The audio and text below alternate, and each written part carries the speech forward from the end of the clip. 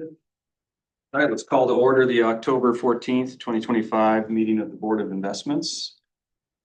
First item, take note that this meeting is being video recorded. Next, roll call. Savannah, could you help me with the roll call? Yes, I can. Good morning, Mr. Chair and members of the board. Jeff Meredith, Here. Cindy Yunkin, She's here. She's just out of the room. Porter Bennett, Here.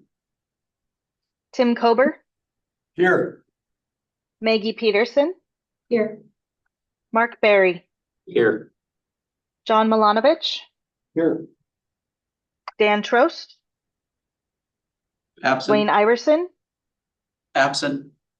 Representative Larry Brewster, Here. and Senator Shane Morajou. We do have a quorum. Thank you, Mr. Chair. Thank you. All right, next item. Is there any public comment on issues with board jurisdiction? There is, just raise your hand. Right, I'm not seeing any hands. Okay, we're good. Next item of business, approval of the August 20th, 2025 meeting minutes. So moved. Motion from Maggie, seconds. All in favor? Aye. Opposed? Motion passes. Next item, earlier today, we had an audit committee meeting. Mark, would you like to take us through that? Yes, member Youngkin was present, I was present, member Iverson of the committee was absent today. Julie Feldman gave us an update of the audits going on right now, advised us that the SOC audit and the SOC audit draft report was still confidential, disclosed. The single audit of the down payment assistance program, a major federal program, is ongoing, and the financial compliance audit is ongoing as well. Julie also gave a presentation on the internal control structure of the Board of Investments, which was very enlightening. Then the committee got a report from Whipfly, who had completed the SOC audit. It was a SOC 1 Type 2 audit, one of the top types of SOC audits that you can receive. And so Whipfly went through the audit report and discussed their review of it and had no findings. They did have a management letter recommendation to provide an additional disclosure on any conflict with investments that the board has made and whether or not there was any conflict with staff or board members. And so a new form has been devised for that will be submitted for review and sign off by members, staff members, and by the board.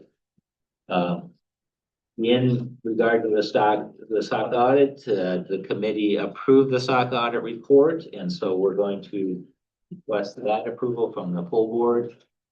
And then also on the new disclosure form reporting as well, we approved that at the committee level, and we would ask the full board approve those.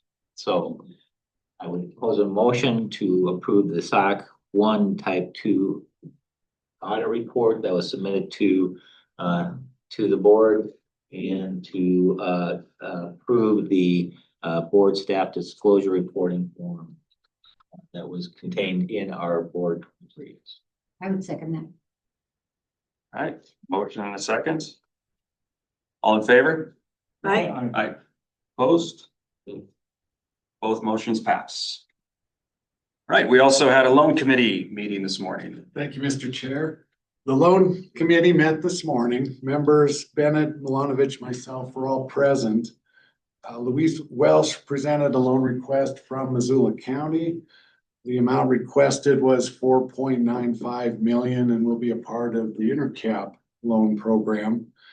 The loan will be financed as a general obligation bond by the county and will be repaid over 5 years. There were 2 conditions added to the loan. The loan will require a bond counsel to prepare documents and provide an opinion. And the second condition, the county will start to use the automatic payment option to service the loan. The committee approved the loan unanimously.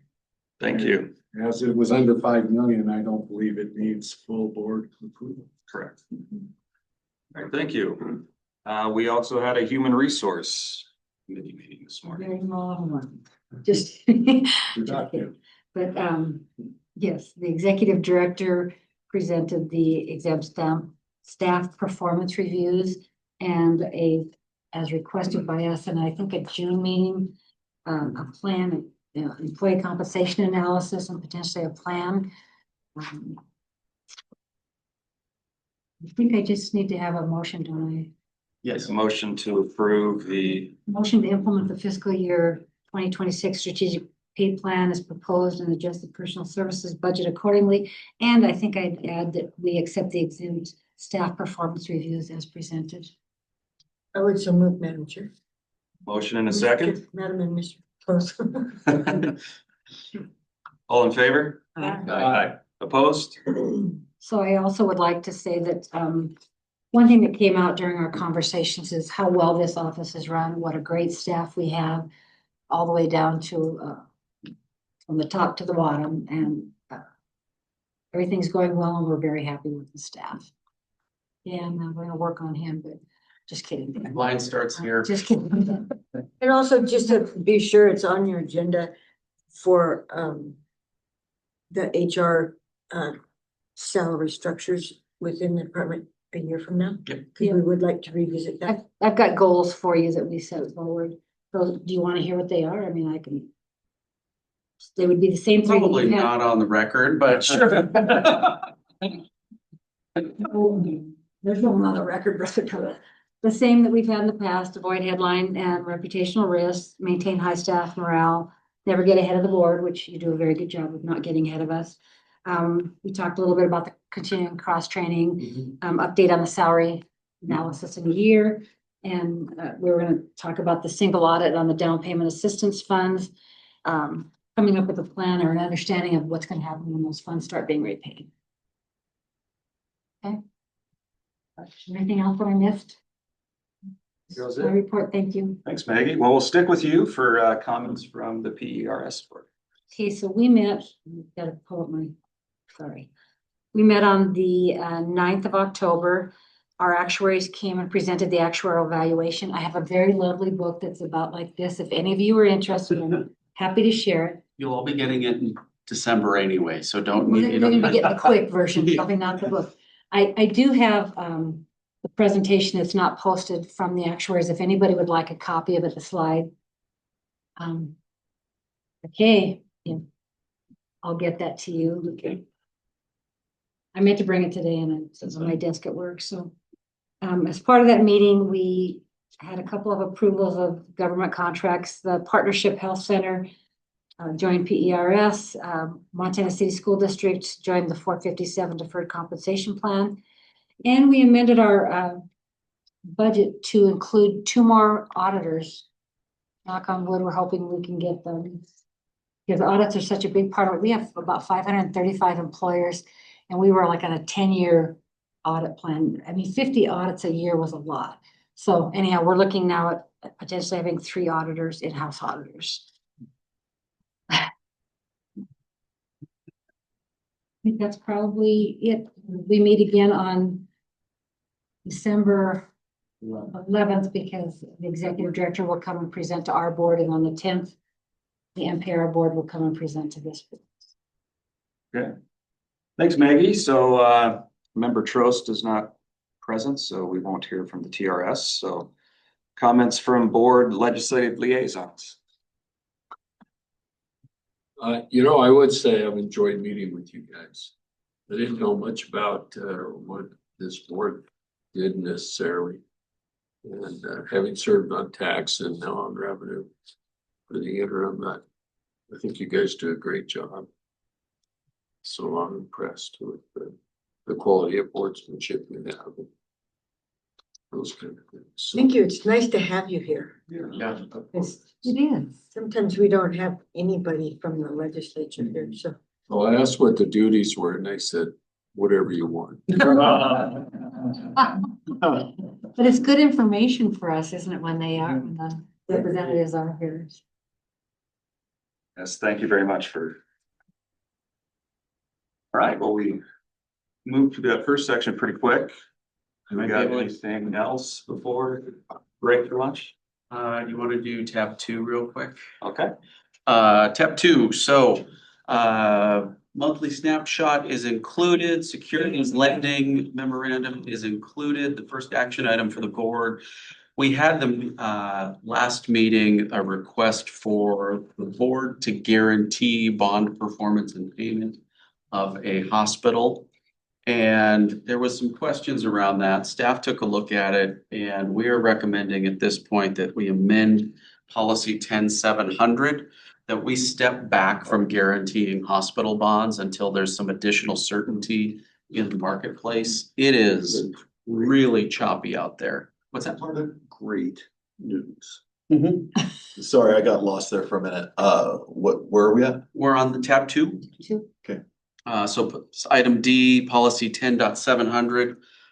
This Oh, I was, see it. Thank yep, you this very would much. simply strike the guarantees for the municipal finance or for the Montana Facility Finance Authority on additional hospital construction.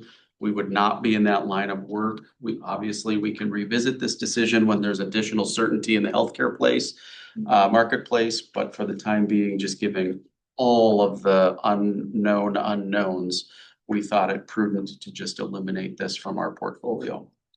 But last time we did vote in favor of the Haber. Yes, so that would be the last one until we decide to reopen if this passes. Thank you. I think the other consideration with this is we often see these as kind of part A, part B requests where we're only guaranteeing a portion. And it really kind of proves out that there is an open market like financing option for these entities.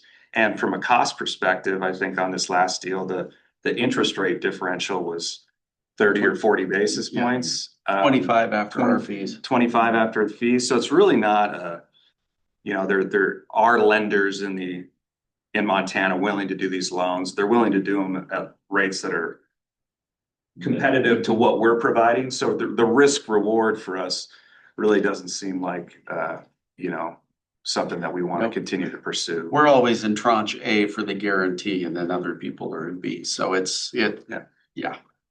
Remind me the gentleman's name who runs that department. Adam Gill. So I did run this by Adam and he said the exact quote was, "I don't blame you." So if that helps assuage any concerns the board may have. All right, so is there a motion for revision to policy 10.7? I'll move the revisions to policy 10.7. Second that. Second, motion and second, all in favor? Aye. Opposed? Motion passes. Second item, Mr. Chair, I limited conflicts amongst the board, some of which just couldn't be avoided. So I didn't move Sorry, to go back to the one that we just voted on. What in the intervening time changed? So I mean, like I was talking with Adam and here, I know we voted on this last, what happened between August 20th and today, or what instituted this policy change or what drove that? And does that normally go before the loan committee prior, or is that? So policies are adopted by the full board, Okay. so that you won't see them go through a committee revision. And what spawned the conversation was the last application. Oh, okay. There, between HR1 at the federal level and the changes that are coming at Medicaid and how that trickles down with insurance subsidies in the private marketplace, as well as the market has developed since 1994, since this policy, since the indenture was put in place, that, you know, there likely was a very real need that there wasn't market participants to help these local hospitals support themselves. The other thing is the market has consolidated hugely since 1994. I mean, you're likely working, if you're in this state, one of 7 hospitals, and then you're a branch there out. That has given lenders some additional confidence that they're going to be paid. So that based on the review from last meeting, we saw that, okay, Havre's not owned by sort of a mothership. There's no Deaconess or St. Vincent's or, you know, Providence above them. There is sort of one of the last standalones. But that spawned the conversation of, is this risk reward profile worth it for the board? And when you have the treasurer's fund at risk, if a bond payment isn't made at Havre, or the STIP portfolio at risk if a bond payment isn't made, collectively, we thought it warranted action.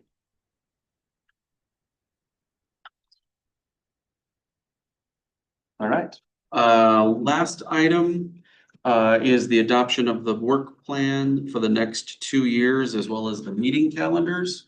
Like I said, there weren't many conflicts other than those that, you know, it was a multiple week conflict, so it's just gonna have to be a you're gone. Otherwise, you're more than welcome to adjust the meetings here. It's your calendar. You tell me, but this is based on the last 2 months of feedback. Is this a board action thing or? Yes, you adopt your meeting calendar and your work plan.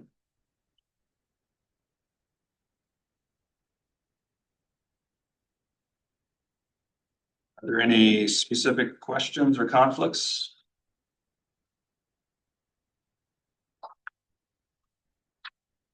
Not, I'd entertain a motion. I'd like to move the calendar and work plan for 26 and 27 as proposed.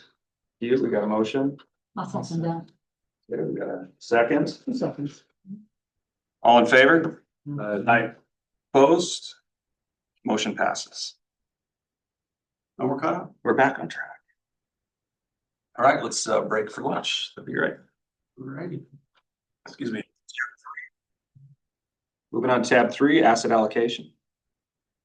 Thank you, Mr. Chairman. I'm going to point you to the asset allocation presentation first, skipping over the memo that I think is on top. We'll go through that real quick and then I'll come back to the memo here in a minute.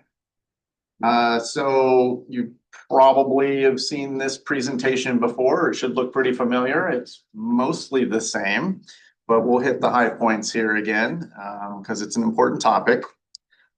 So asset allocation is critical to the long-term success of the portfolios, as we've talked about often.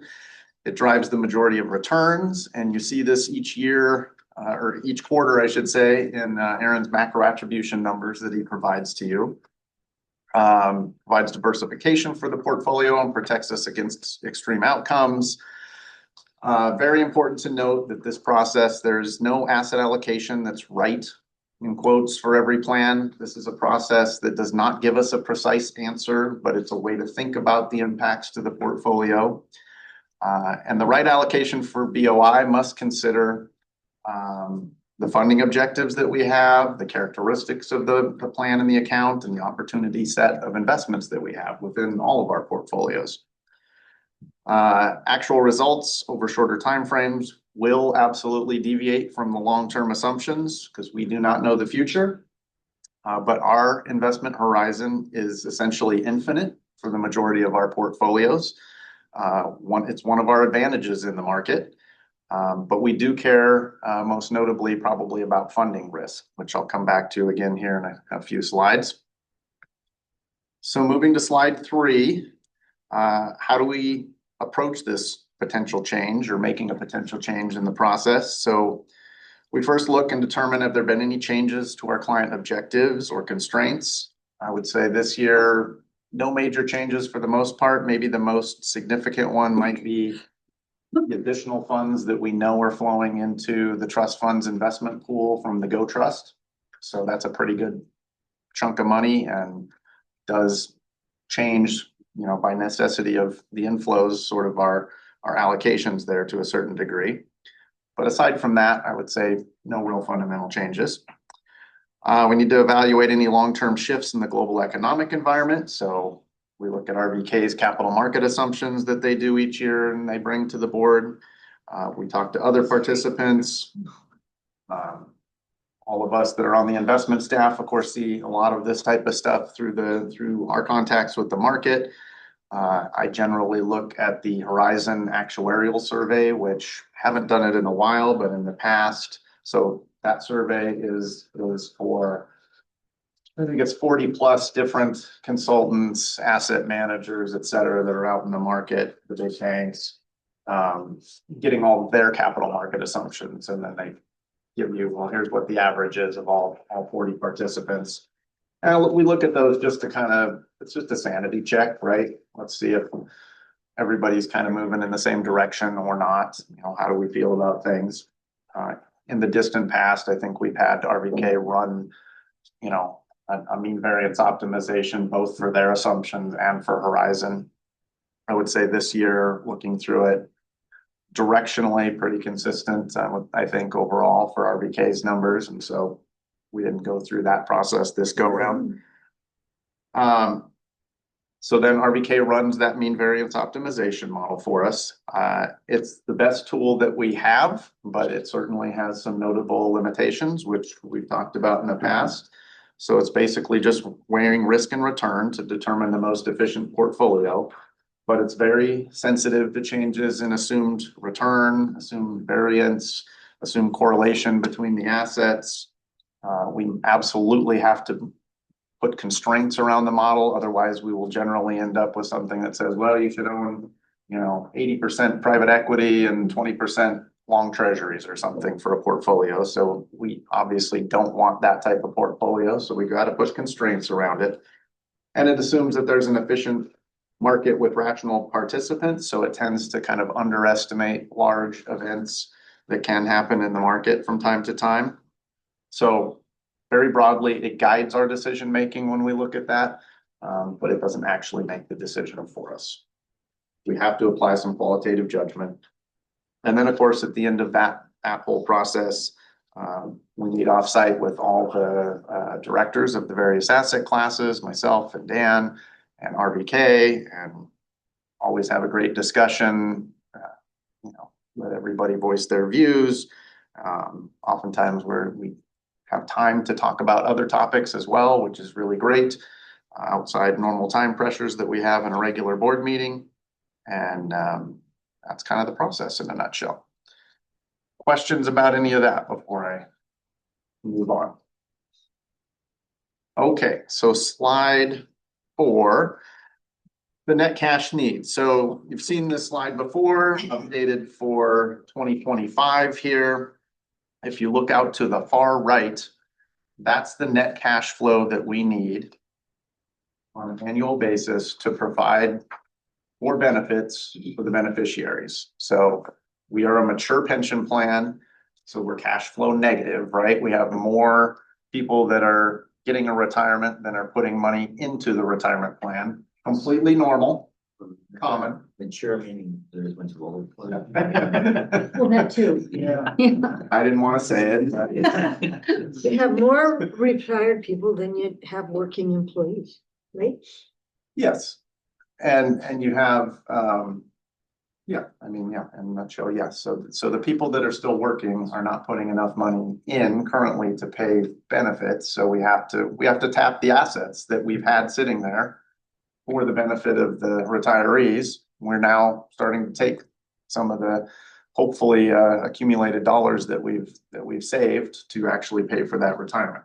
So Looks like it's increased in size quite a bit, So it has, and we've talked about this a little bit in the past. So you can see, say this is a 10-year time frame here. You can see, say for the first 6 years or so there, that was increasing. Over the last 4 or so, it's kind of leveled out and maybe even gone down just slightly, which is what we expected. And I look at this regularly because I want to know that that's true, because it guides my decision-making in terms of what's the monthly amount that I'm going to need to pay out. Which again, you see in the quarterly reports when we do kind of that net cash flow chart that we always have in there and see what that looks like. But it's good to see that it's at least stabilized here. And the big demographic thing is the baby boomers right now that are starting to kind of, we're still in that baby boomer retirement wave, but it should start to tail off even more over the next 4 or 5 years here. So this is saying that as of the rolling year, from 6/30/2025. Yeah. That there was a shortfall of 292 million From the contribution. Yes, net cash flow. yeah, for the PERS system. So Yes. 300 million out the door basically every year. And that comes from that's a hit to the pension. I wouldn't say it's a hit to the pension, but it's money that we need to pay out. So What comes out of the pension fund though. yeah, From the investment earnings. we need to have earnings available, cash available, or we need to sell something in order to meet that cash need each month. And when we look at the returns of the total portfolio over those times, I mean, 300 is probably not, what is that? How many bases, is it a percent or? So our cash flow out here has been a little less than 4%. Our Yeah. returns over time have been 7.8 over the long term. Sorry. So we're still growing the pension. Yeah. But we need to take a little bit of that growth and pay out benefits. Yeah, I mean, you can see it in the market value of the asset base. You have negative net cash flow every year, but your asset base in the PRS is, Continues to grow. grown by 50%. Which is a good place to be. So it's not become such a burden, that cash flow out the door, that we have to, significantly modify our asset allocation. But it's certainly, if we were to see this tick up to, 5 or 6% or something, okay, maybe we have to modify a little bit something that we're doing. So. John, I'm gonna give these guys all a copy now of the valuation because it'll tell them how many actives there were, how many retirees. Right. So you'll be able to see all of that data. So I'm just gonna have Sure. Just Staff, Maggie, send just it send out. it to me and That's what I'm send gonna it do, to have you guys everybody. send it out to everybody, because that's good information that. Can you do the back same this thing up. with the Yes. PER? Yeah. That's what mine is, PRS. TRS. You want TRS too? I'm PRS. Oh, yeah. Oh, Yeah. that's right. Yeah, TRS. According to the MTC is, Yeah, he's the right teacher there, guy. so, He's yeah, the guy in Scotland. I'm the public person. Yeah. Okay, any other questions about net cash needs? So relative to this discussion though, part of the GO fund money and going into the GO is for pension stabilization, isn't it? There's $150 million each year for 2 years if we don't hit the actuarial benchmark inception to date for 2 years. The problem with that is we likely will have adjusted before we get to that point. But you can't count it toward the valuations. So yes, we have $300 million sitting out here that can go there if there's a big problem. But the likelihood that neither the PERS board or the TRS board or us wouldn't have made some adjustments ahead of time, very unlikely. Okay. So The other piece that comes in is there will be additional contributions. So cash flows in will go up. That's all in response to back when they adjusted the guaranteed annual benefit adjustment in 2001. We had 6 years of benefits with no additional contributions. Then we had another 6 years of the benefits returning back, but everybody prior to 01 got a 3% instead of a 1.5%, having never paid for it. And then in 2013, the additional contributions started. So really, there's sort of 3 time chunks of pre-2001, 2007 to 2013, and then 2013 forward. This is sort of the beginning of a 4th time chunk where you'll get that additional 2% over 10 years. What would be nice on this, it's a great chart, but Be interesting to see what the percentage increase in contributions and also, so like you have a little, a column there and then a column on percentage increase in benefits. So then we can kind of see, okay, how are those? What I'll send out is the green It'll sheets. come on, some of that will be online, Yes, it's in your. Okay. because it shows the. I did an email, film and letter. Yeah. And the other thing I'll send around, we're updating them now for this biennium. The Legislative Fiscal Division does what they call the green sheets. And that's how they track the pension system. So each system will show exactly that. Here's how many actives, here's how many retirees, what the benefit history is, what the contribution history is, their funded ratios and their amortization period. So I'll send that out with Maggie's stuff. As soon as it's ready, they haven't finalized it yet, but when it's ready, we'll send it out. And I will say, final thing maybe on this page.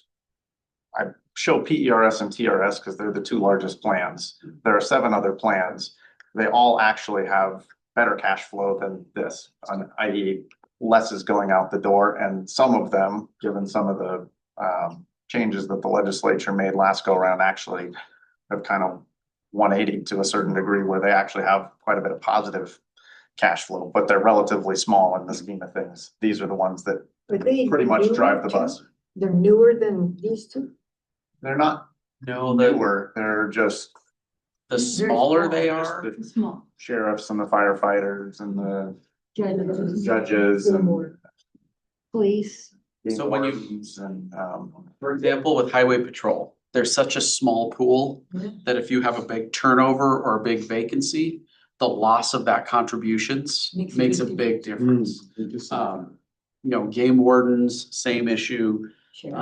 Sheriffs, it's relatively small, but it's actually pretty stable because there's usually a sheriff. There's not a lot of vacancy savings in elected positions.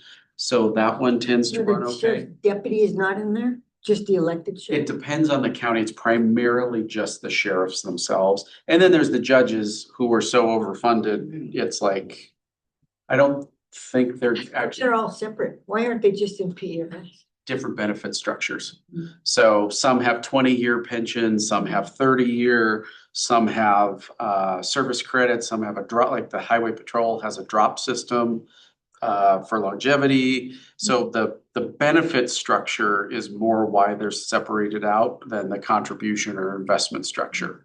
That's why we get the efficiencies of CAP and we can pool everybody together because the liabilities are necessarily sort of a benefit administration piece.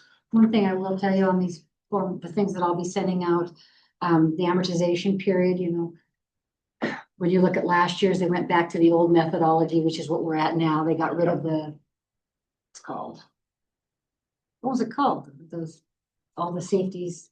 Give them a They had hint. they had a different funding mechanism. Remember that if it went to certain amounts, I can't remember what it's called.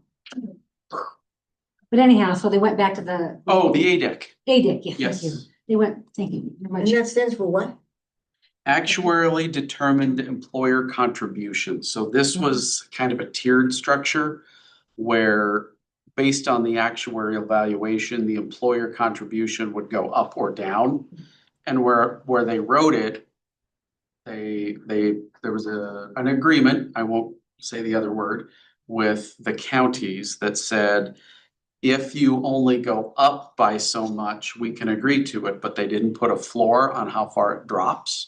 So the valuation the year after the bill went into effect, they lost 4.5% in the contributions. So they were trying to pay off the liability with fewer dollars coming in the door, and it didn't work. So the last legislature said, well, this didn't work. We didn't catch it on the up or the downside as we should have. And they just repealed it. So we're back to the way it was. So they 3 years ago. recalculated last year's at that rate, so I just want to make sure everybody knows that because it would have been worse if they'd have left it under the ADEC rules. It would have taken 15 years to catch up Yeah. with the prior year's contributions. So I just want to go on the record because it doesn't say that on the presentation. So. Okay, moving to slide 5. again, kind of showed you some of this in the past. This is just sort of the history of the changes we've made with asset allocation over the last 6 years or so. High level, I mean, we reduced public equities and core fixed income, and we increased privates and non-core fixed income over that time frame a little bit. I mean, we had historically low interest rates. We could get better yield and diversification with non-core. Returns in the illiquid asset classes have continued to exceed the actuarial hurdle. And we've had, somewhat high valuations and a lot of concentration risk in public equities. So those were kind of the reasoning largely over that time frame. Similarly, on slide 6, trust fund and state fund, we've obviously made a concerted effort here to diversify to some additional asset classes where we can at any rate.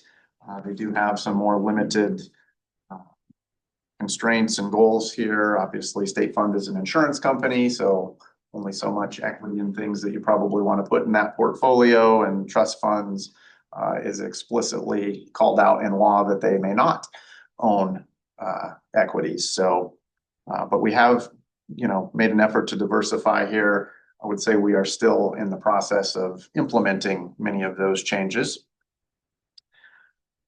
Questions about any of that before I move on to the summary very briefly here, I guess? Okay, so Would you prefer private credit increasing? I mean, like, I think we have 0 to 4. I mean, as a fixed income alternative, I mean, do you like private credit? I do like it. We've not had it there for a terribly long period of time. It's going to take us a while to get towards that 4%. It's an area where I wouldn't be shocked if we came back to you in a couple of years and said, hey, we want to, bump that up a little bit. But at this point in time, it just doesn't matter. We're barely above 0 there. We're still trying to get, fully invested in our first investment. We've got a couple others probably on the horizon, but we won't hit that 4 for probably a couple of years, I had to guess. We only had it for about a year. Yeah, I mean, we made our first commitment, but they have yet to pull all that much capital. We've got a second commitment probably on the horizon here, in a fairly near term, but again, it'll take a while for them to pull capital. So we're just, no need to increase it at this point. There are some legal constraints in what investments insurance companies can make, so. Absolutely. We're watching that. Absolutely. They have capital ratios and things that we don't deal with in the pension plan. So to summarize briefly, each year, the board needs to review and approve the asset allocation per 10.900 of the investment policy. Selection of an asset allocation is certainly an imperfect process, but it is a valuable exercise. We need to keep liquidity as a significant consideration, particularly within the pension plan universe. And we are constantly evaluating and adjusting the portfolio anyways within the approved ranges.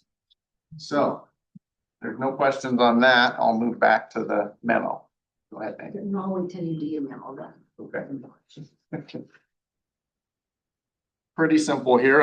I'm assuming you all read it, so I won't belabor the point, but I'm not making any recommendations for changes this year. I think we have plenty of room within the current approved ranges to make changes as appropriate. Nothing in the economic environment or the policy environment that we have certainty around at this point where we feel like there's some additional flexibility.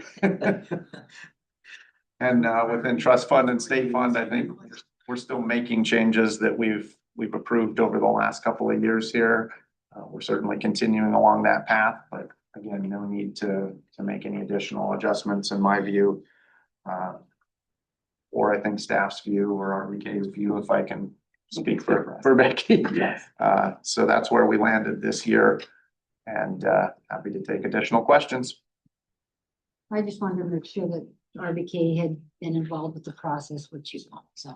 Ms. Lynn, you Yes. agree with what John's trying to sell us here? No, definitely. And just a couple of details. When we refreshed our long-term assumptions at the beginning of last year, and that was, or this year, which is what we used for this analysis, What we generally did is in domestic equities, we cut expected return by 50 basis points. And then for fixed income categories, increased it by about the same amount. So the impact on the expected return at the total fund level really didn't shift that much for the funds. The other thing I would just mention is that when we go through the process that John was describing, this mean variance modeling process, we do use a belt and suspenders method to look at what happens in those markets that actually have probability of occurring. In other words, when left tail events or black swan events happen, what could happen to the portfolios from the downside perspective. And so we did that testing, which is something like 5,000 simulations for each one of the funds that we modeled to just get a handle on, we tend to look at the expected return at the median over a long period of time, but then we have to live with whatever happens in the 1-year evaluation and still stick with the program. So we looked at those to see whether there were any changes that made those results materially better, and there really weren't. So that is one thing that we like to do in addition to this modeling, because it assumes the world isn't perfect, which is exactly the world that we're investing in, as opposed to the primary methodology, which assumes that your good markets look as good as your poor markets are poor, and that it's symmetrical, and that is not the case. So those are the additional items I'd offer.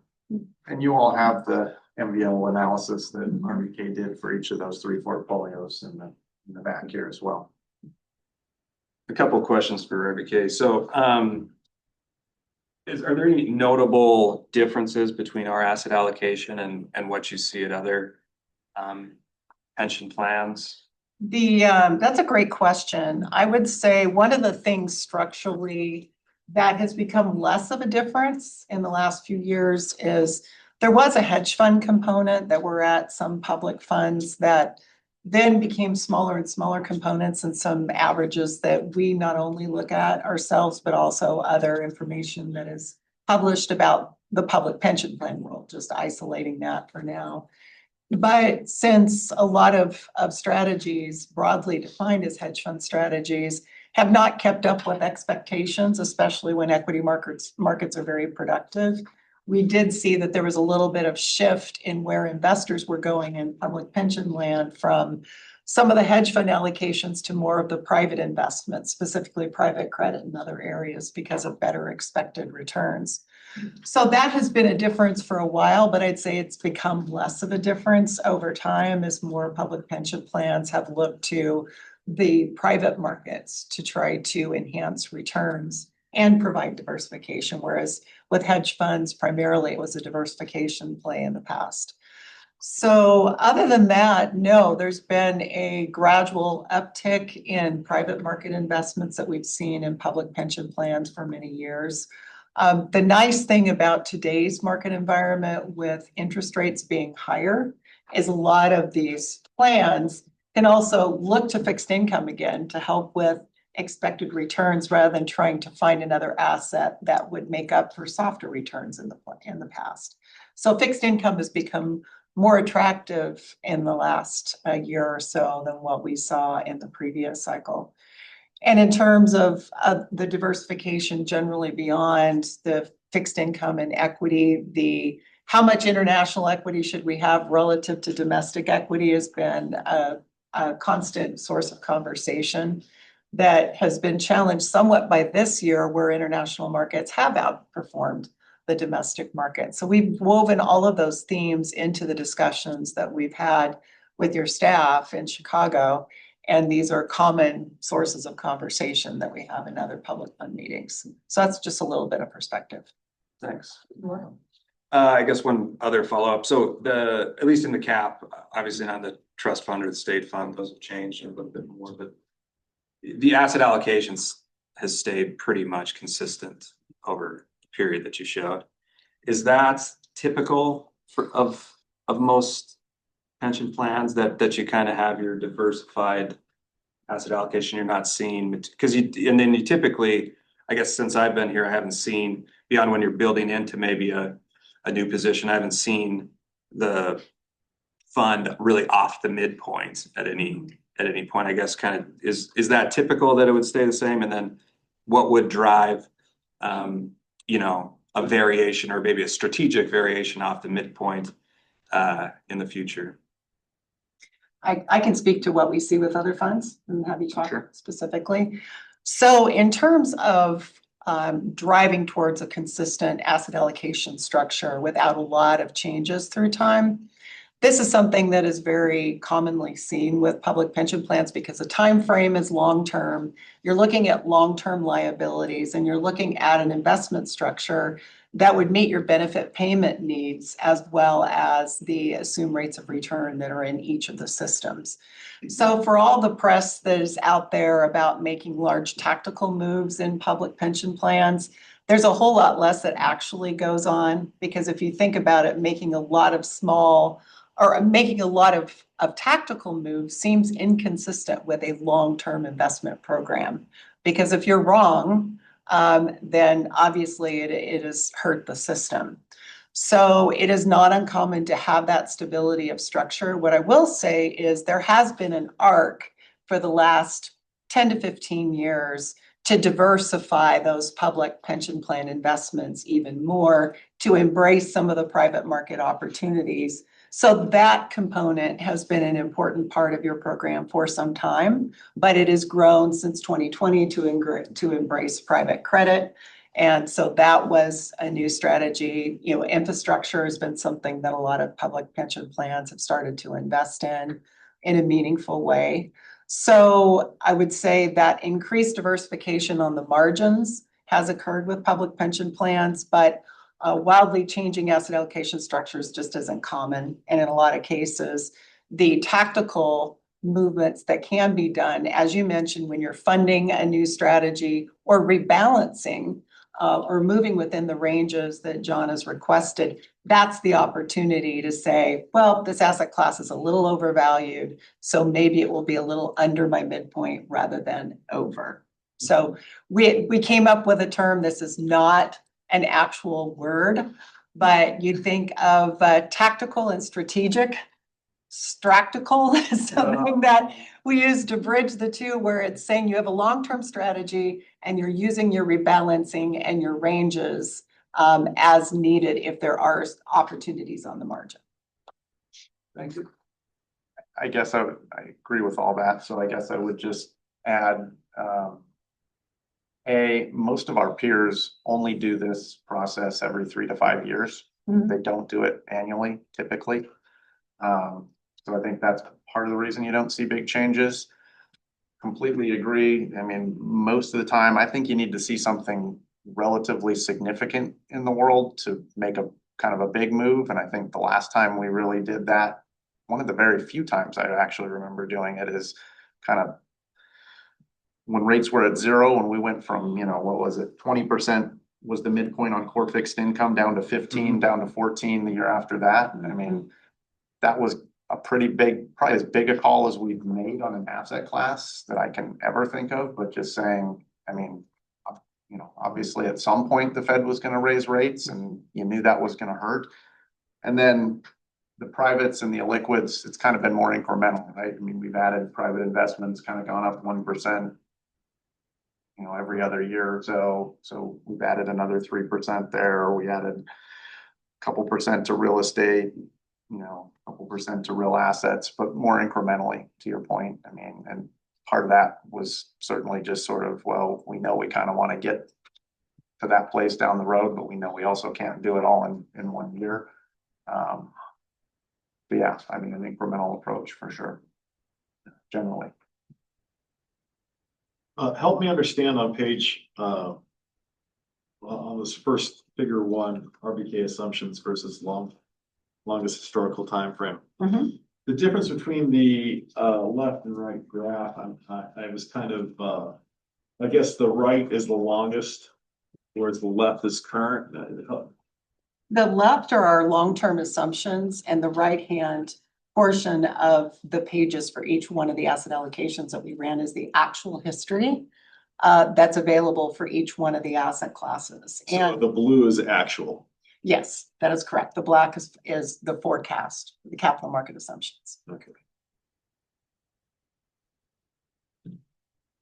And you'll note that there is a real difference in terms of how long the data is available for some of the asset classes. The S&P a very long time, other asset classes shorter. So we've tried to capture the longest time frame just to give it a feeling for what the experience, a historical experience of that asset class has been.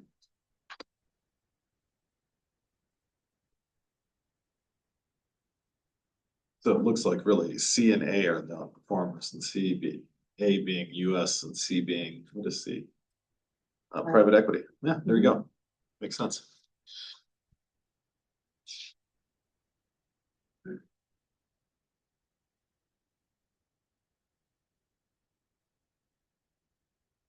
All right, any other questions?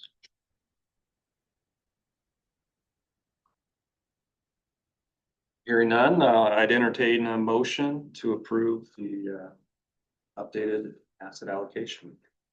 Move to approve the updated asset allocation on page 1 under tab 3. I'd second that. And- Motion and a second. All in favor? Aye. Aye. Opposed? Motion passes. Thank you. Mr. Chairman. Private investments. So, Mr. Chairman, maybe before Thomas and Willie get started, I would just like to note that, you know, we've had some discussion over the last few meetings about the different benchmarks and things for private investments.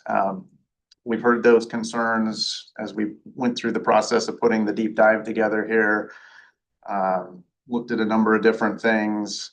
We've talked to RVK. So at the December meeting, we will be bringing a policy change proposal to you that we include the Cambridge Private Investments benchmark as a secondary benchmark to our current benchmarks.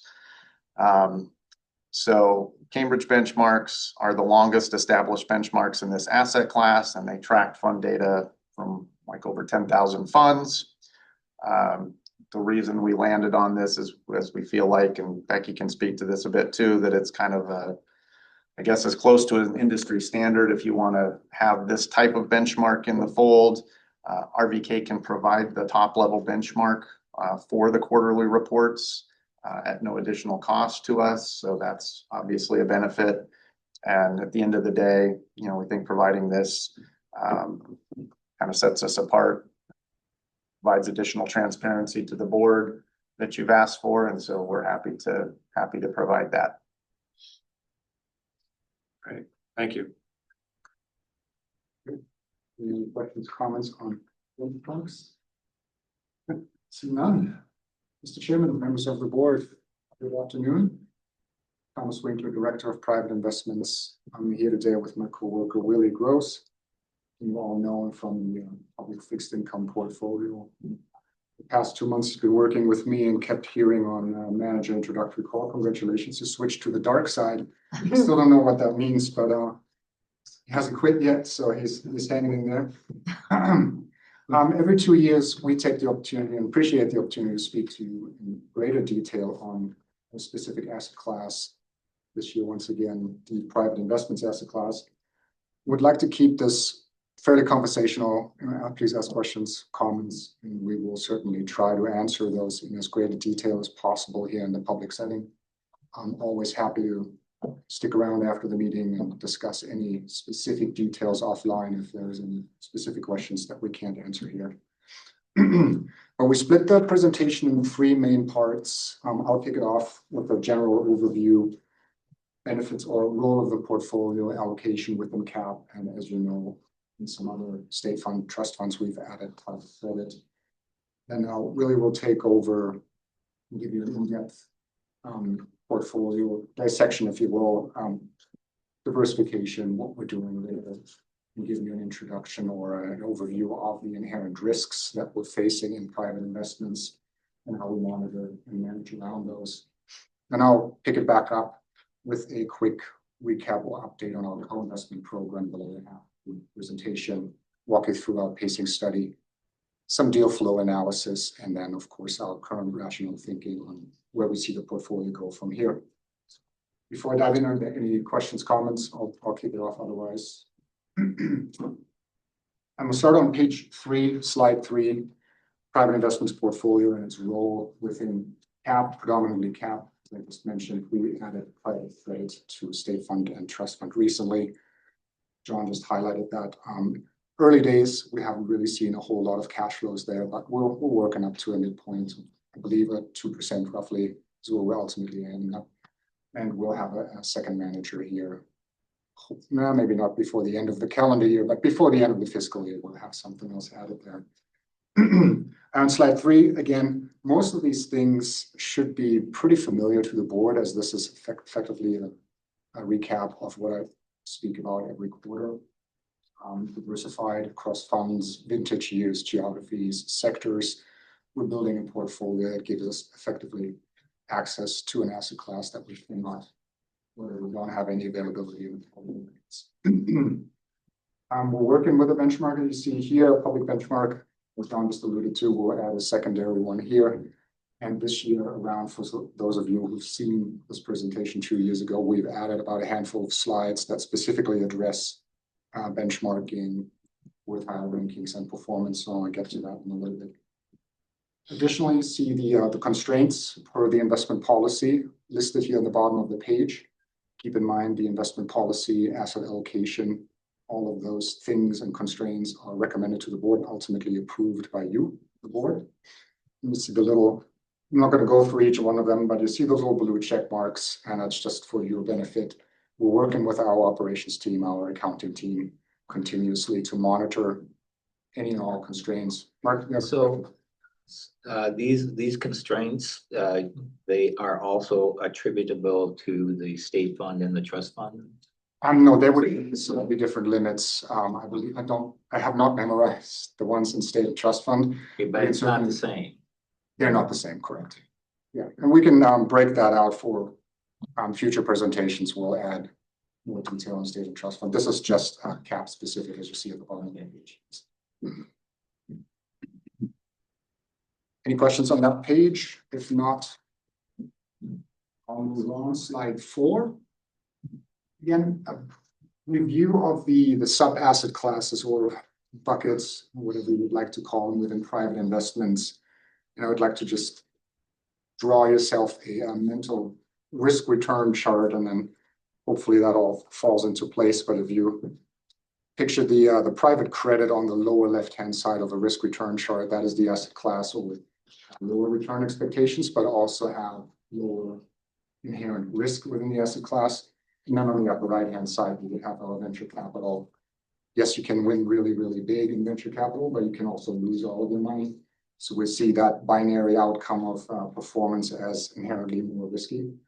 Hence, as you recall from my quarterly remarks, we less emphasize the venture capital asset class. We do have a 10% allocation there, but since it is one of the more risky ones, we tend to not emphasize it as much. We do have a pretty decent allocation to private credit. As you hear me in quarterly meetings, about 25% of the portfolio. And again, that is on purpose, a little bit more of a current return, yield focused play, less downside, hopefully mitigating some of the equity exposure that we have in private markets. And then the bulk of the portfolio, as you know, 65% of that is in the classic levered buyout strategy, where the managers ultimately seek control equity stakes in private equity companies. Any questions on that particular page? I'll move on to page 5, objectives, benefits. Again, you should all be familiar with what we're trying to do here, but in short, we're building a portfolio that gives us access to private investments. Jason and John cannot access in the public sphere and buy on a Bloomberg terminal. The goal, of course, is to achieve higher returns on public markets, which this asset class historically has provided, primarily driven by less transparency, less efficiency. And of course, we're trying to add a little bit of differentiation and diversification in terms of risk profile to the portfolio. That all makes sense. I'll move on to the next handful of slides and address performance in various ways: quartiles, rankings, IRRs, time rate returns, and so forth. I'm starting on page 6. This slide should also look relatively familiar. This is ultimately what RVK provides to us on a quarterly basis. This is actually the 630 performance table from our quarterly review. We benchmark the portfolio on a time-weighted rate of return against a public benchmark. Important to note here, time-weighted rate of return does not take into consideration the timing of cash flows, which, as you all know, in private markets can be very lumpy, sizable, and meaningful. So we're negating that. However, in order to calculate overall pension performance, we have to bring everything on the same level. So that's why we're calculating a time-weighted rate of return here. I'm not going to go through the numbers. It's the same comments that I've provided to you on a quarterly basis, long term, within expectations, while performing that same benchmark. John's comment will add a second one here. Go forward. I'll move to page 7, unless there's any comments, questions. Similar analysis, this time on an IRR basis. Again, we're taking cash flows into consideration, or the timing of cash flows into consideration. On this slide, we're comparing the same portfolio, the private investments portfolio, which is a global portfolio across buyout, venture, and private credit, against the State Street Private Equity Index. That one's provided to us by State Street, as the name implies, our custodial bank. And ultimately, it is a portfolio or a benchmark constructed of all the State Street clients that have exposure to private investments over time. It's a couple of hundred funds in that benchmark, somewhat meaningful. And again, they are also tracking that on a global basis. So it's a globally diversified portfolio across all the private asset classes. And we can see here that besides the shorter 1-3 year, relatively in line with that benchmark, no big surprises here. It is a smaller sample set, but I believe we're comparing pretty favorably here. And then the one comment I wanted to make, time-weighted IRR, all of that calculation is pretty cool to look at and interesting to track. However, the one benchmark that truly matters in our context here is our actual rate of return, 7.3. So if you were to draw a line on that page 7 here at 7.3, you'll see that we're, like to say, handsomely outperform on the longer time frames by an average of about 500 basis points. And again, this is all net of fees. So in other words, accretive to the overall portfolio. I'll move on, and one comment for page 8. So all of the benchmark discussions, caution the board and always take it with a grain of salt, becomes critically important. What is actually in a benchmark? How is a benchmark constructed? What are the constituents?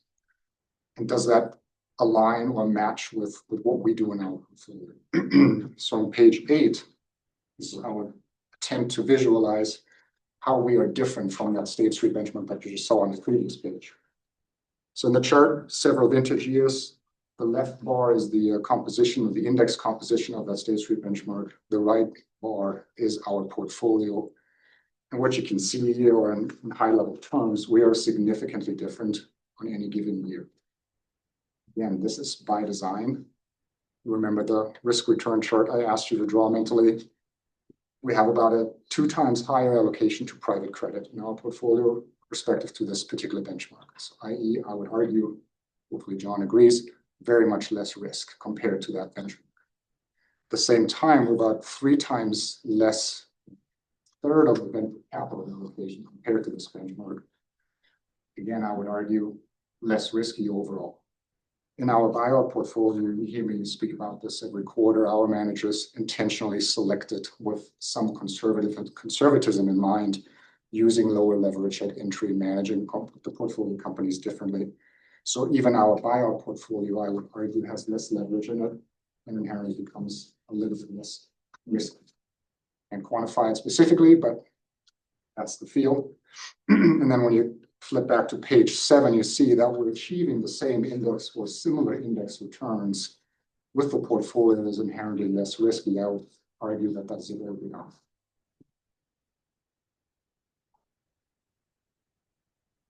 Common questions on that particular page? If not, I'll move on to slide 9. And a request, I believe, came from the board. Benchmarks, IRRs, time-weighted returns. Okay, great. let's look at some peer universe quartile rankings as well, just so we added that to the presentation here. For this chart, the red dot is effectively our portfolio, and how we did that is, if you recall, we're allocating about 8, 9, or 10 funds per vintage year or per calendar year, per fiscal year.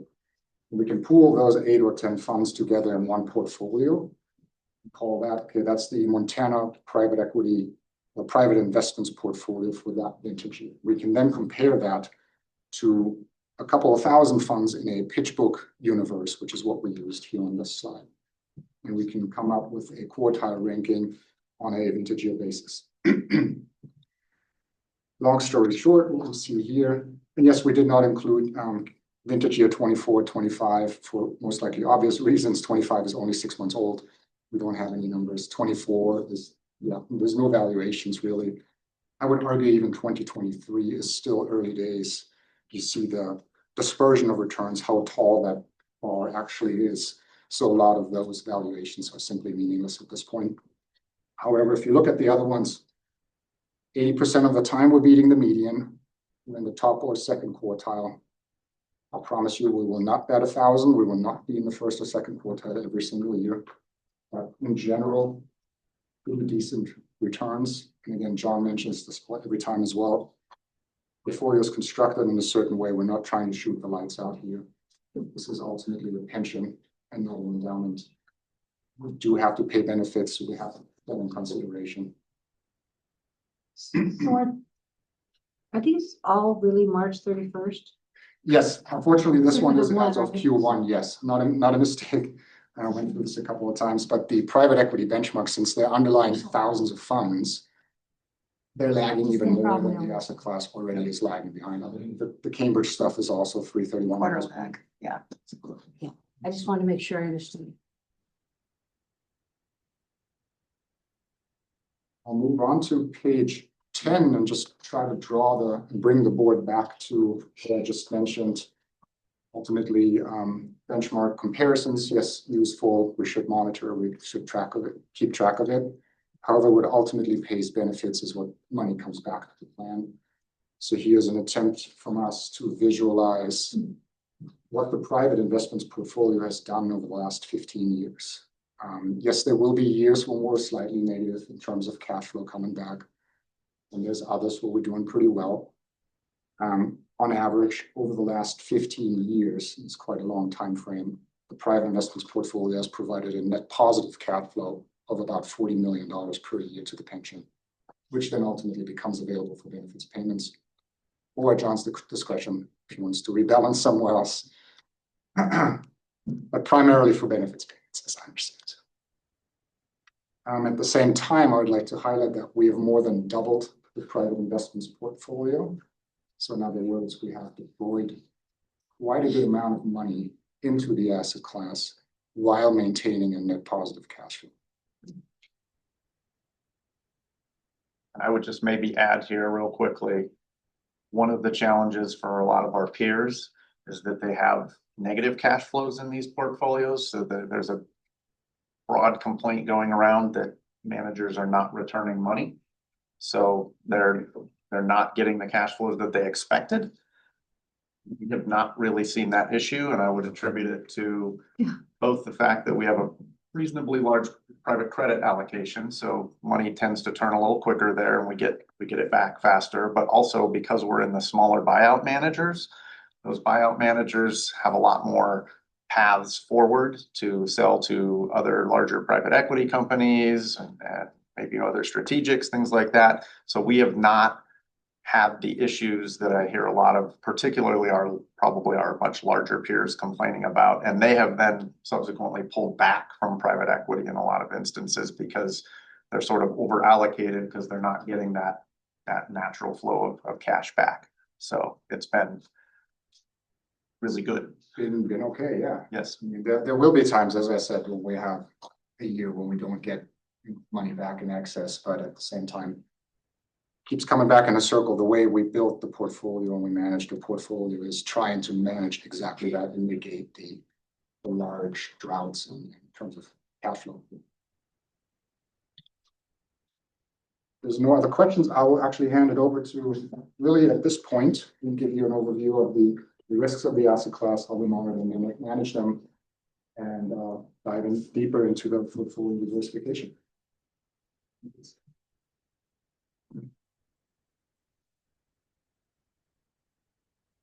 Thank you, Thomas. Like he said, we'll now discuss risks present in the private markets portfolio and how we address those risks. On slide 11, you will see on the left-hand side of the page 4 different general risk groupings that we have created. And on the right-hand side of the page, there are 4 corresponding bullet points that show how we think about and manage those risks. In addition, you'll see some slide numbers on the right-hand side of this page. Those reference subsequent slides where we'll dive deeper into details regarding, again, how we address those risks. So we'll get started.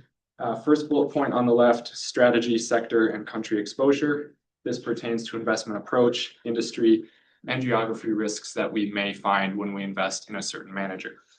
As we look at those, we monitor concentrations in each of those areas, and we'll look at how we monitor those concentrations on slides 12 through 15. Second bullet point is vintage year. As you all know, the vintage year of a fund is the year in which capital is first called. This is kind of a unique risk to private markets. And again, we'll get into deeper details on exactly how we're looking at vintage risk and how we mitigate that risk on slide 16. Third bullet point is manager, operations, and business risk. This pertains to selecting a manager who engages in poor operations or business practices. We address this through our due diligence process. And again, we'll touch on this in slides 12 through 15, as well as the appendix. Final bullet point, number 4, is cash flows, liquidity, and timing. Private markets are well known for their unique liquidity profile compared to other asset classes such as public fixed income. The cash flows in terms of amount and timing present in a private markets portfolio are much more uncertain and sometimes even uncontrollable. All of these portfolio management type risks must be monitored and accounted for. As Thomas will talk about later in the presentation, it also takes careful collaboration across all asset classes to coordinate pacing and long-term allocation planning. So at this point, we've gone through a general overview of the risks that we see in the portfolio. And in the next slides, we'll go through actual numbers on how we're monitoring these in real time. So if you flip to slide 12, we see composition of the portfolio by strategy. The largest portion is buyout at 62% in the blue section there, followed by private credit at 24%. Venture capital makes up 11%. And this gets back to the point Thomas made on slide 8, where we looked at the index compared to our portfolio, and we see that we're under allocated to venture capital. So we just have less exposure to that venture capital type risk and a little bit more to private credit. So this is just another way of looking at that breakout that was presented in slide 8. And then the remainder of the portfolio is allocated to opportunistic investments as shown in the gray bar or the gray sliver, the pie chart. Taking a step back, it's easy to see why we pay so much attention to portfolio composition by strategy. Each strategy presents a different set of risks and opportunities. To create a healthy portfolio, we must be cognizant of how these risks interact with each other so that we are able to effectively mitigate these risks now and in the future. If there are no questions, we'll move on to slide 13. And again, please interrupt with any questions and make this conversational. Slide 13, composition of the portfolio by geography from a global scale.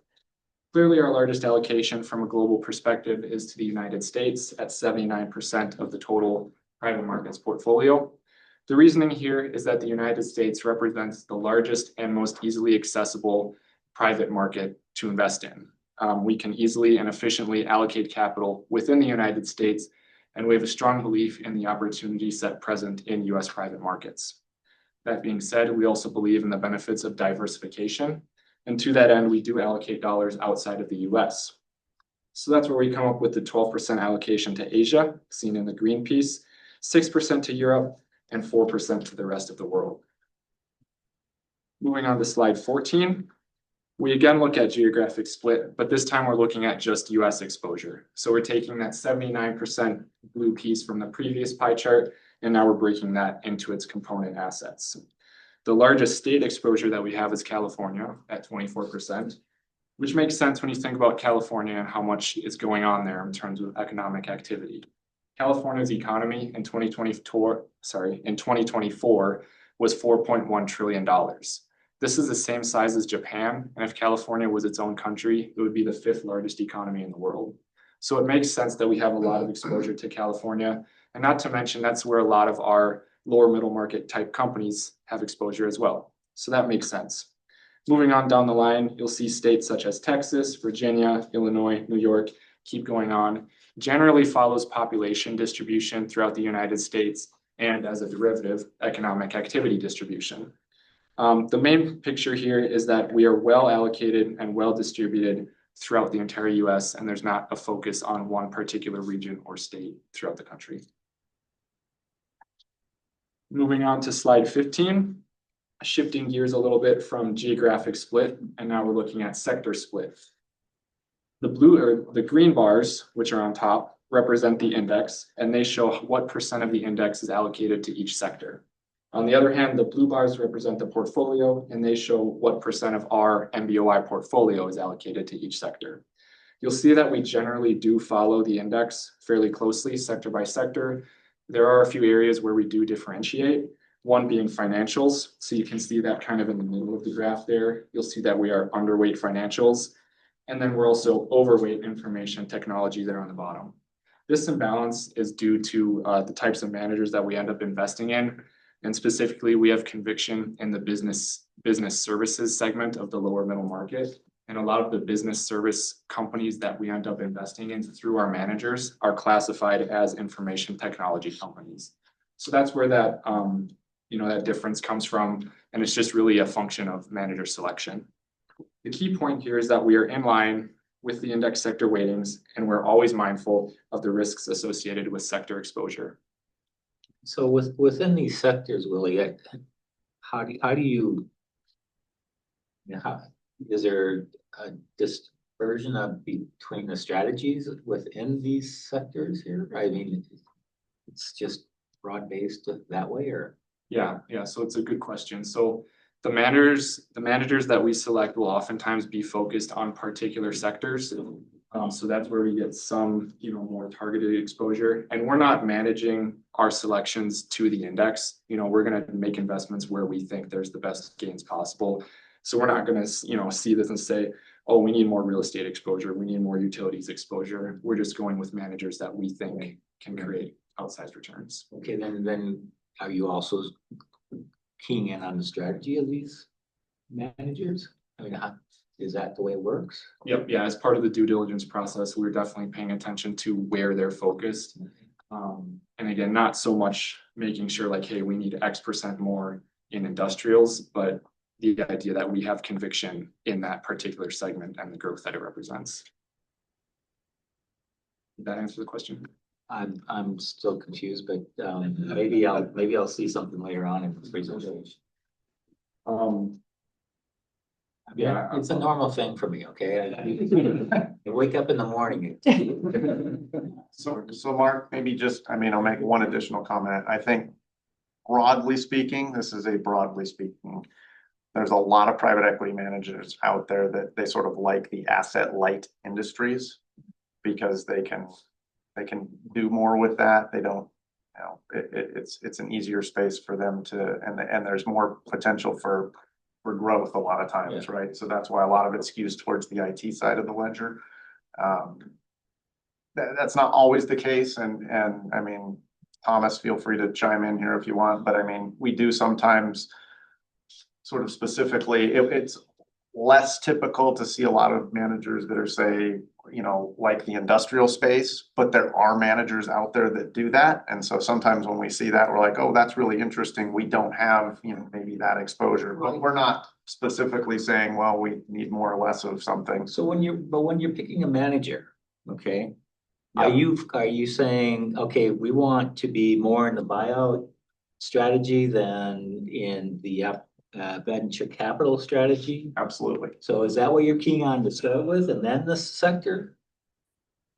Yeah, I would say broadly that's probably true. Okay. And then within those buyout managers, there's a lot of different flavors, as I said. But at that level, it's then going to be more about, do we like this manager? Do they have particular skill in the area where they're focused on? Because most of them will focus on some kind of sector because they're, hey, I came from this background and I can add operational value, et I cetera. can see why the IT sector would be fairly significant in the private.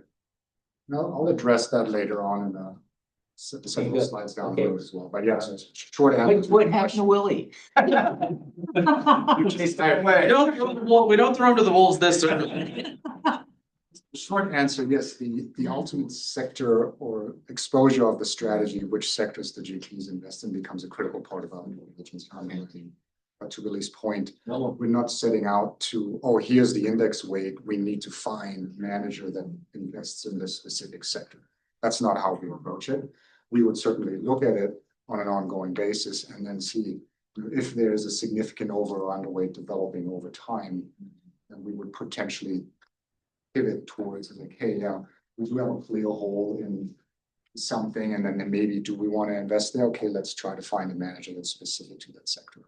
Okay, Generally speaking. okay. And not to beat a dead horse, but was part of your question, are we prioritizing buyout versus venture? Are you, when you're looking at a manager, are you focusing in on the strategy before the sector or the sector before the strategy? Or both? Thomas can chime in, but I'd say neither. It's a big picture thing, all part of the due diligence process. It's both at the same time. Because you're saying that, you want to provide less risk, and that's what you've achieved here. So that means that you have to look at the buyout, the 62% buyout, and that's, and less in venture, right? Yeah, at this point, it's almost, I don't know how to explain it, but it's almost a function of our pipeline by the nature of how the portfolio is built. We have that clear majority of our investments in buyouts. So most of the opportunities that come to us, whether that be a re-up opportunity or a new one, is going to be in the buyout world. And then we'll pay attention there and look at the underlying strategy sectors and so forth. Yeah, if we were to set out, for example, venture capital makes up 10-11% of the portfolio, the board comes to a conclusion that needs to be 50%, then we would certainly pivot and pay more attention to venture capital funds and underwrite those going forward. You'd have a CIO losing his mind, but Well, I would think, May not be the guy. private investment is a whole different animal, right? I mean, you gotta be careful about what you're doing in this space, right? I'd argue we need to be careful everywhere, but yeah. And another unique feature is that the manager you may want to invest in today may not be raising capital. So part of it is a sensitivity of who's in the market. Does it fit our plan in terms of where you want allocations to be? And so there's that other layer of availability. We call that a forward calendar.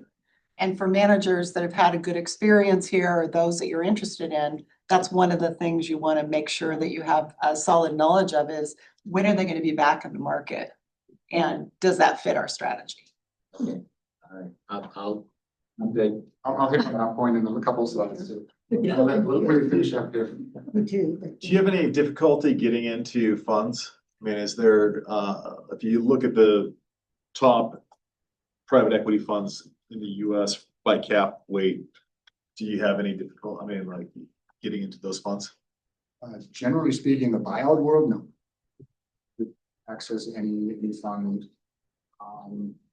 becomes a size restriction. So once we're looking at the small end of the buyout market, certain funds are raising $100 million. That becomes an issue for us. If I want to place a $50 million commitment, that might not be the best solution. But anybody who's raising, call it $400 million and above, should not be a problem.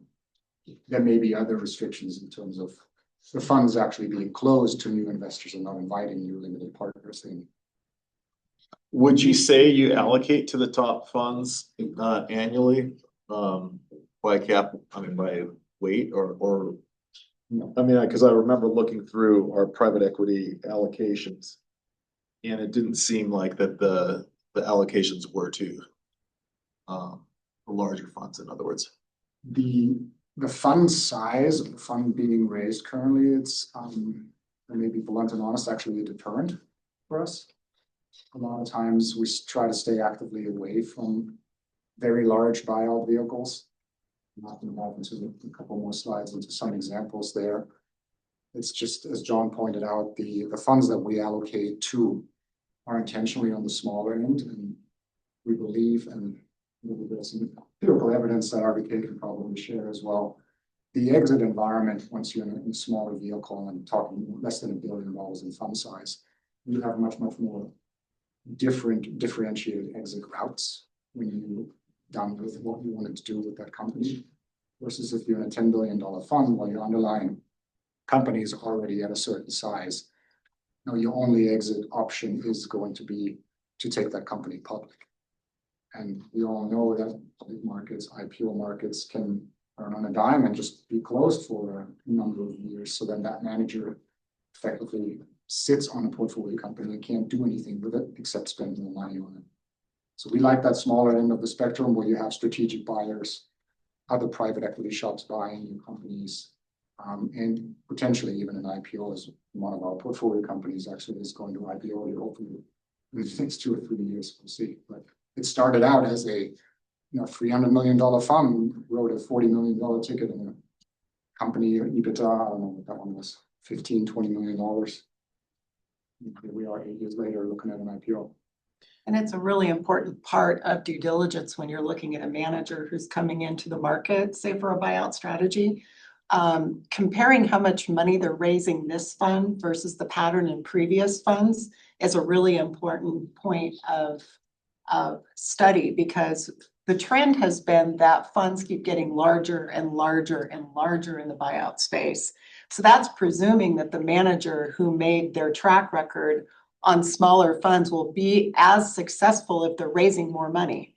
But it could also be that they're spreading the investment ideas so far across new ideas to put the money to work that the quality of their investment return actually starts eroding.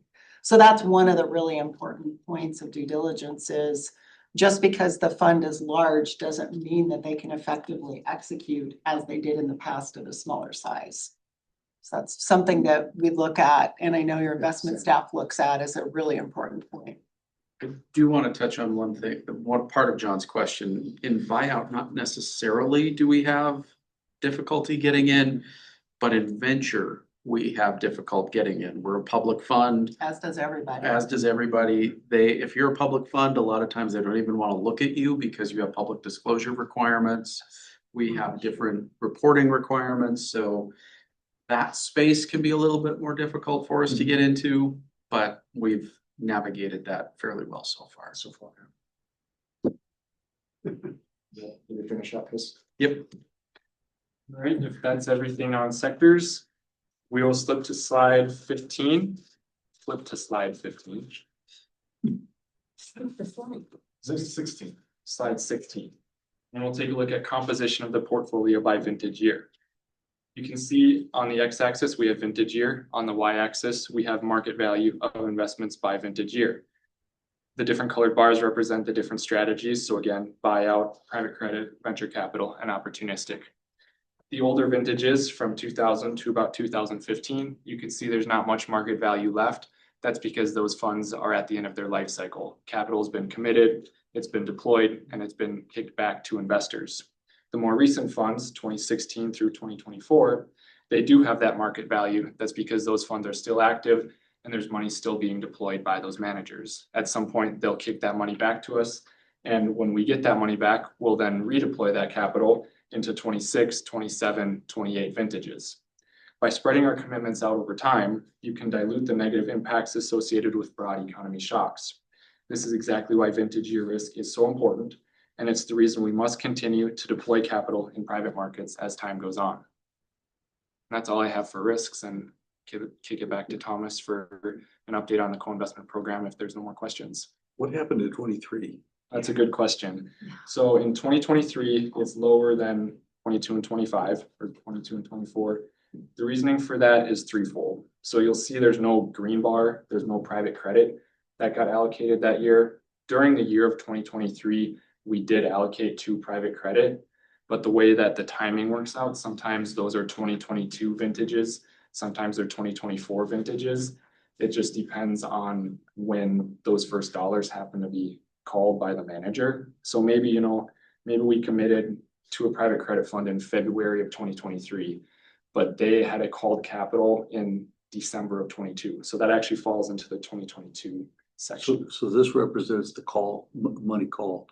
The year that the money was first called, correct. And then just a couple more reasons that it's so low. We did commit to 2 venture funds that year, which are historically slower to deploy capital. So that's one impact. And then finally, the 3 buyout funds that we deployed to that year have just been slower than. Thank you. Thanks, Willie. Yeah, there was one buyout manager, for example, in 2023, we committed to, it's officially a 23 vintage, but their first capital call was last month. So it doesn't show up here, and that was a significant commitment on our part. So So what do you do with those funds until I call them? Just money. I mean, they make the calls when they want to make the call, and we need to have, Just hope we have. I mean, it's another kind of back to the liquidity conversation. We've got to have liquidity for that when they call capital, which is not always at the most convenient time. So your crystal ball is kind of. I'm constantly talking to Thomas and Ethan and, like, hey, what do you guys have coming up? Because they'll get heads up to some degree or another from the managers a lot of times. So that might come and say, hey, your path is gonna call 25 million next month. They're gonna call a big chunk or something. Like, okay, so I'll maybe raise a little bit more than I was or whatever. So it's an ongoing conversation. Balancing act. yeah. Mhm. I'll kick it back off on slide 17, just an update on our co-investment program. As the board recalls, we started co-investing last year. We committed an initial $100 million in an SMA to co-invest with our existing GP network. It's going pretty well, I'd like to say. We're committed to just over 8 deals, just a little bit more than $80 million. We have 2 others in the pipeline currently. So the program is going well. And just to recall, remind everybody, the co-investment, what we're trying to do here is we're investing directly in private equity, private companies alongside our managers and our general partners. The goal being here to be a more valued capital provider to the GPs, so they can be more flexible. We, on the other hand, can build a stronger relationship that get a behind the curtain look, if you will, on how these folks underwrite their deals. We're there when the investment committee memos are presented or on the calls. We can ask questions, so it's very interesting. And then, of course, another main benefit is co-investments traditionally offered at no fee and no carried interest to the limited partners. So over time, as this portfolio grows, it becomes a meaningful piece of the buyout portfolio. It should average down our overall fee exposure and be beneficial that way. As I said, it's going well. We actually recommitted a second $100 million tranche earlier in July, and you'll see that board brief come through here in December. In terms of diversification, just since we hit that on the bigger portfolio, no surprises here. Sector diversification doesn't get much more even than that, actually, maybe a little bit. In terms of geography, it's just timing that we had a couple of co-investments with some of our European managers. I would expect that to tilt more towards the US as we go along, simply by the fact of our underlying portfolio being 80% US. So what does the fund manager seek in this co-investment relationship? Why would they pursue that rather than collecting their fees and carry? Collecting fees are minimal. We negotiated those, and the carry. And so the fund manager that we have here on the slide is actually in a 25-year track record in co-investing for LPs similar to us. They do the same thing for some other peers of ours. And what they're getting out of it, it's a good question. Building a good track record, hopefully, investing in our managers. They traditionally had exposure with our peers to much, much larger funds. So the managers that we brought to the table are not unknown to Fisher Lynch in this case, but certainly something for them to learn, actually, to build their own capabilities and underwrite different deals than what they usually see. The fee component, there is carried interest, of course. Fisher Lynch also manages a commingled fund on their own platform. So there's potential for them to gain other opportunities from our portfolio for their fund. So Thomas, I think what you're asking, Jeff, is why do our GPs, why do they do co-invest as opposed to they've got a fund that gets fees and carry? So they're coming, a lot of them will come, they will go out and they're looking for deals. Let's say it's a $500 million fund and they want to do 10. So they got 50, they kind of want to put 50 million in each deal for 10 deals, let's say, but they come across a deal that's got, it's going to be a $75 million equity check. They don't want to write that full check. So they'll come to their LPs and they'll say, hey, we need to raise another 25 to do this deal. 50 is going into the fund. The 25 is just kind of the extra money we need to get up to an appropriate equity size check. And that 25 million is the co-invest, which is then no fee, no carry. So they're still making fee and carry on the rest of that deal that's in the fund. Okay. Thanks, John. No, but your explanation explains something. Misunderstood the question, but yeah, concentration risks within the GP's fund is a big driver of that. Yeah, so when I see this, what I think is interesting is that we have 50% of that in international. Now, maybe you've only allocated 25 million out of the 100 that you set aside for direct investing. But it's hard as a board member to think that four guys in Helena can, and I'm not being negative, I'm just saying as a board member, how do we, let's say that there's an Italian manufacturer that this private equity firm is investing in, and they want to get the deal done, and there's a slice that we can take 30 million or what have you. It's hard for me as a board member to think that we can effectively, we have the infrastructure to effectively manage that from Helena. Right. We do not. Right. Short answer. And so that's you're relying a lot on it's one thing with the US, I can think, okay, John can take a trip down to Prescott, Arizona and see whatever test flight area there is. And well, we're going to invest in that.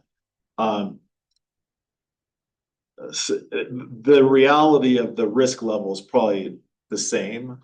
The reality of the perception of the risk level is completely different. Like, I do not think that John's going to Italy to look at the manufacturing. And I mean, obviously it's hyperbole, but tell me what that rationale is and how we're managing that. Is that specific to the co-investment program or the? Yeah, for the co-invest, I mean, I think obviously investing in a private equity manager overseas makes perfect sense. Yeah. Investing in, hey, the private equity manager comes to you and is like, hey, look, there is a great opportunity with Prescott, with ABC tooling in Milan. That's an entirely different thing. But when I look at the geography of where we've invested, 50% is international. So how does that look at? What is the actual reality? So first I'll take a step back. The international exposure is primarily UK at this point. Okay. It's literally 2 deals in the UK. And second, you hit the nail on the head. We do not have the bandwidth or capacity to underwrite a specific company in Milan. That's exactly the reason why we went down this path of structuring a co-investment program with an outsourced advisor. This is effectively an extension of staff. So we have hired these guys here with 25 people that are in the business of underwriting individual deals globally. So they have partners abroad. We'll have an office in Italy. We haven't seen an Italian deal yet. I'll let you know when we do. Maybe we can go on a due diligence trip to Milan. Nope. Great city. But yeah, that's ultimately exactly the reasoning why we structured the co-investment program the way we did. Because yeah, Willie and I, we don't have the capacity to do that. Official Inch does, and that extra level of fiduciary duty and underwriting in there, that gives us the comfort that we can do it. There's yes, I see that, but obviously there is the agents. I mean, like the fact is that obviously extra careful on the international is the punchline. Yeah. Yeah. Exactly. Again, if we were to find an Italian GP that is invested in the Italian market, we would be in that same company in a fund context anyway. And the other aspect that this co-investment relationship is helpful with is sometimes these co-invest opportunities have very short runways in terms of time. So the due diligence effort gets compressed and this firm is able to focus their efforts. So not only do they have the capability, but other public funds that are trying to do the co-investments as well have a co-investment partner just like this. And part of it is the size of their own staff, but the other part is the turnaround time for the analysis that's required. Sure, there's a lot of sponsored deals within private equity across the board, but what I'm wondering, I mean, like, I just. It's just an area to just be extra cautious on, right? That if there's a deal, hey, the private equity manager may absolutely love the deal. Or it's one thing if you're with that private equity manager, he's next to you, it's another, or her, it's another thing to. It's just a little bit more, I like investing in the US, there's gonna be plenty of deals that are super attractive to us. And that, so that other 50% I like is like super fantastic, because theoretically you get extra juice on this particular deal. But international, I just think is kind of a little, it is what it is. I think the piece on that may alleviate some concern is it's still very early days. And that 50-50 is going to skew much more US. It's just that at the current moment, the opportunity set was. Okay. The UK called and they had opportunities that those will likely come in the US, but at the moment we had to do the board presentation, we were at that 50-50 split. And to be clear, Fisher Lynch is driving this process, right? So they're seeing a lot more co-investment deals from our flow than what they're actually doing. I mean, they're doing the deep due diligence on every one of these, and they do have international capabilities. So they do have an office in London. You know, the nice part about it is part of the reason that we selected them is because they will allow us as the LPs in this instance to, when we have time, be involved in that process. So we do get to see more of the deal flow and things, but Fisher Lynch is driving this process. They're able to respond. They've got a big staff. They've been doing this for years. It's the manager coming to you with a deal. Right. No, it's the manager going to Fisher Lynch. They're not coming to us. I mean, they are, we're both involved, but Fisher Lynch is the one driving that and able to respond. Yes. Okay, so maybe I'm confused. What it seems like is that, what I would guess is that we have invested in an international fund, and that fund is whoever it is, XYZ. Yep. XYZ sees an amazing opportunity in the countryside in Macclesfield, UK. Yep. And they're like, hey, we're gonna invest 50, we need to raise another 25. Yeah. So then they go to their LPs and say, hey, by the way, we have it. Am I wrong in the process? Nope, that's exactly right. Okay, Except in our instance, we would point them to Fisher Lynch. They would not be calling Thomas saying, this is It's Fisher Lynch then, tell me. They're a manager that we hired, so they're running our co-investment portfolio as if we hired any other GP or any other fund. Okay, so they are the 100 million that we're giving. We're giving 100 million to Okay. Fisher Lynch. That's Think great. of them as another GP. I thought that, not that's Thomas. very helpful to understand, and maybe I'm the only person who didn't understand. I was confused until he answered my first question incorrectly. Something else. Okay, great, so that's the due diligence arm essentially, so we're. Absolutely. Okay, great, But we don't have the ability to do that due diligence. You're right. awesome, fantastic. That was clear, apologize. No, we went down this path, excruciating detailed due diligence to select an outside advisor. Perfect. Official Lynch, who does underwrite the co-investments on our behalf. Great, that's We are in the loop on day one. The GP, yes, will reach out to us. And then we'll pass that along to Fisher Lynch. And just a little bit background, the first 12 months, we've seen 38 deals come to us. We passed on 30 of those and we invested in 8. So there is, again, another level of due diligence, selective approach behind it. That's in the co-investment. On the co-investments alone, it's. That's great. Good. Any more questions? Question. Okay. I apologize if that wasn't clear, so I'll hit that next time. I'll move on to slide 18. One of our GPs was told me every presentation has to have a funnel, so I have a funnel. This is my presentation of our deal flow funnel, whether you like it. I put a lot of colors in there, so Yeah. I hope Very nice.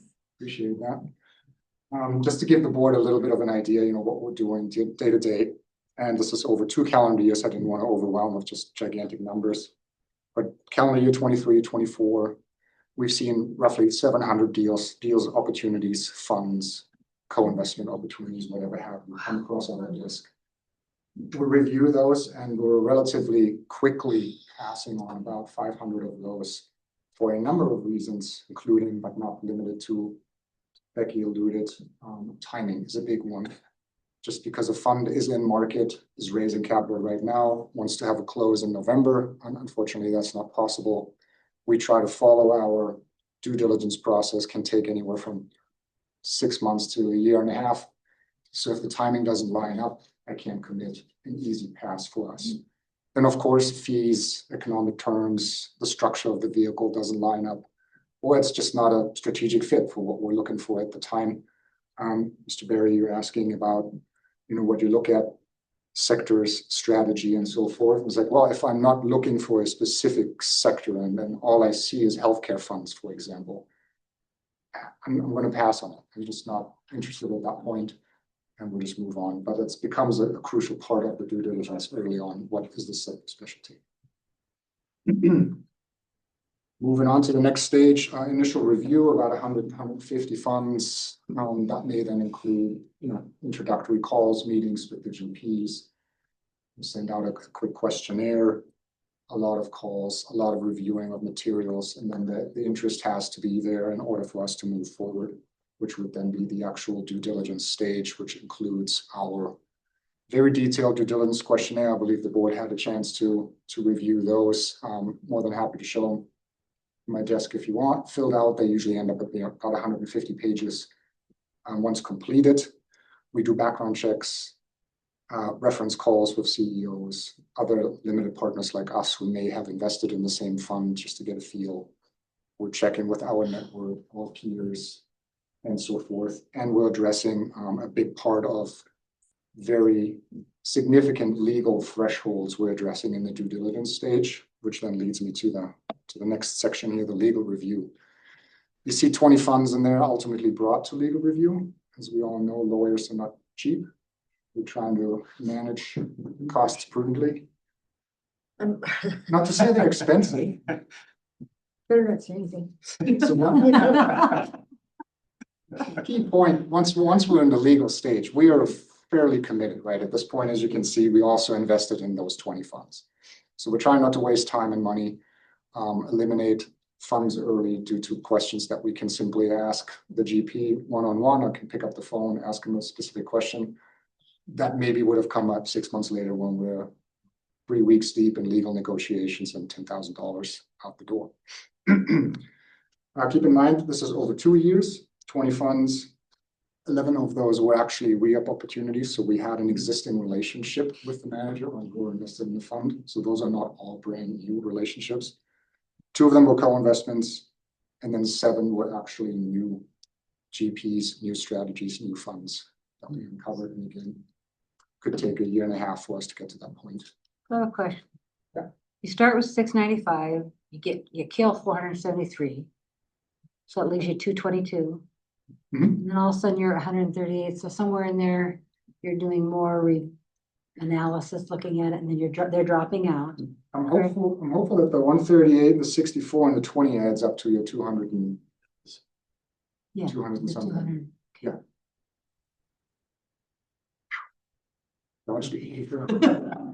Better to be lucky than good. Yes. God bless itself. Yeah, just to give you an idea of what we're doing.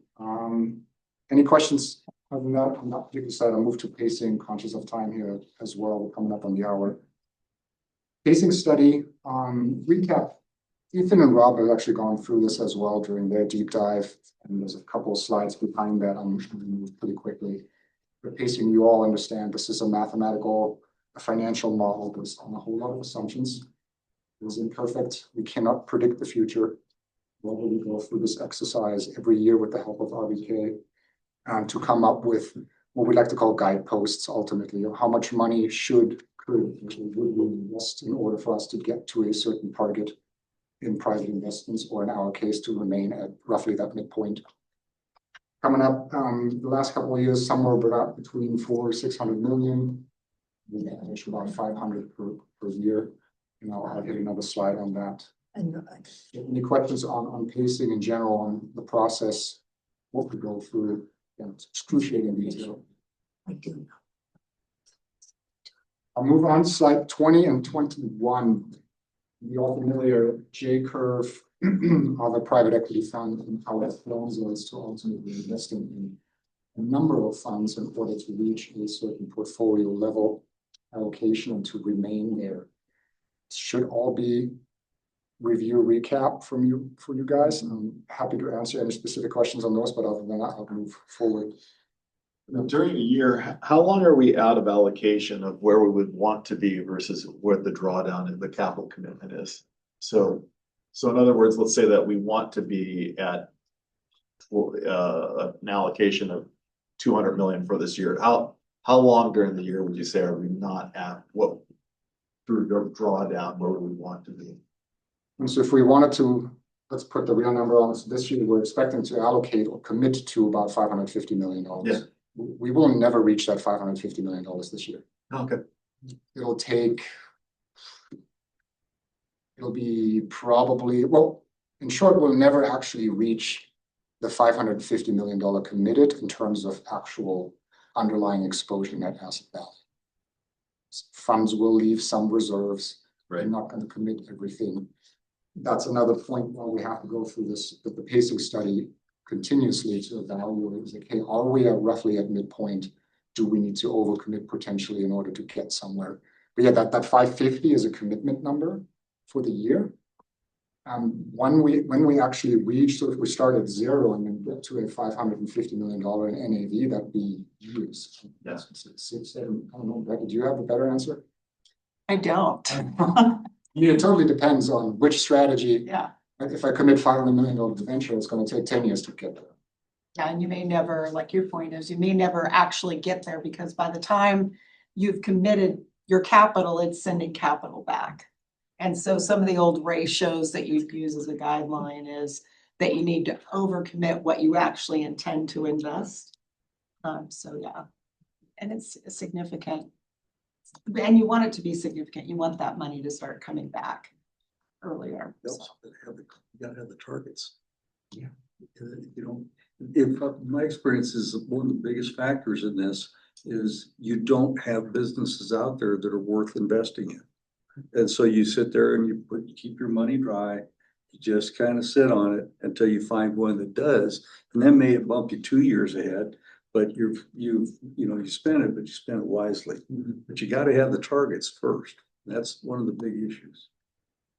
That's another factor Willie highlighted, the vintage year diversification. Right? We cannot predict business environments. Like if I knew 2026, there's no targets available, nobody's going to deploy any capital. I was like, well, I'm not going to commit anything. I'll just give the money to John or Moscow and make some yield in the meantime, and then double commit in 2027. But I don't know that, unfortunately. I've had funds that, they were supposed to put so much money in this year. It's 3 years down the road before they found things that are worth investing in. It's just, it's not real easy to do this, I think. Which is what you want them to do. Yes. Sorry. That's what you want them to do as well. Absolutely. Because there are those that will actually force them to put the money in and it's not a good investment. So, yeah. Yeah, exactly. This is exactly what you want them to do. Right. Quickly, page 22. Any comments? Just then more of a history lesson here over the next couple of slides for folks maybe new on the board. The last 6 fiscal years, and that's the data I had available. Roughly 500 million across the board. As I just said, 25, 26 will probably close out at around 550 million. We are at the midpoint, so this is all managing around that 17% or so. With the help of our RFA, we're trying to come up with a number and then continuously evaluate that to see if we're within striking range of that. What that then translates to on page 23, the actual underlying sub-asset class allocations. High level comment here, as you see, no single year looks like another. Towards the At its core point, we don't know where the opportunities are when they arise. So we commit to the managers when the timing is there, but then ultimately over long periods of time that should and has averaged out to our roughly 65% allocation to buyout, 10 venture and a quarter in private credit. Continue the history lesson a little bit, and I'll move pretty quickly here. 24. And left-hand side of the chart is basically our actual allocation in the blue solid line, the private equity portfolio as a percentage of cap. Red dotted line is that 17% midpoint, and you see how we slowly worked our way up there. Now we hopefully continue to stay there with the help of RBK's pacing study. And there will be fluctuations around that, of course. We'll never actually be at 17%. The interesting one is that gray solid line. You see how that tapers off. So that's just for your benefit. If we were to decide today to stop private equity investments, it'll take probably at least 15 years for the portfolio to fade away. Call it job security. But yeah, ultimately it would distribute itself. Slide 25, a lot of colors, a lot of lines, just again, a history lesson. You see in the dotted lines, the upper and lower bounds per investment policy, again, approved by the board, given to us. The gold, yellow, solid line is the actual allocation as percent of cap and how we manage within that band. Yes, there will be times when we're getting closer to an upper or lower bound. Just be assured that if that ever happens, it will be clear and transparent communication from us, CIO, executive director, to you, the board, with potential, positive actions, whatever we can do. Most of the time, very likely, it will simply be patience. IPS is investment policy. Investment policy statement. Statement. Oh, I spelled that out somewhere. Yeah, if we ever get close to an upper or lower bound, we'll certainly bring that to the board. Most of the time, it will simply be patient because it's driven by public markets, most likely, that we are bumping up against something. We can explore secondary market transactions, but so far we have had to do that. The times that's happened in the past, some of you may recall, is basically financial crisis and during COVID, where public markets went down, 30-40%.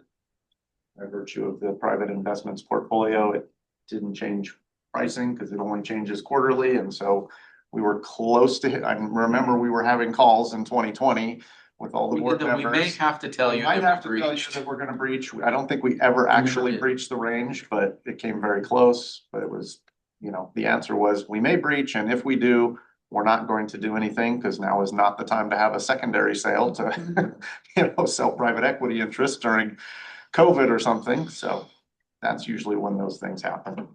That was clearly beyond your control, Right. not because you screwed up. Right. That's not what he says, but. Yeah. Just call the balls and strikes. Go ahead. Finishing up on 26 and 27. So 26, general overview, current strategy, and a lot of this is repetitive from our quarterly meetings. So you hear me speak about, yes, we will continue to focus on the US market. As Willie pointed out, well understood, the biggest private equity market in the world. We see tons of opportunities here. We'll continue to invest there. Selectively, opportunistically, we believe in diversification and we will allocate outside of the US with the right partners. We'll focus on sector specialists.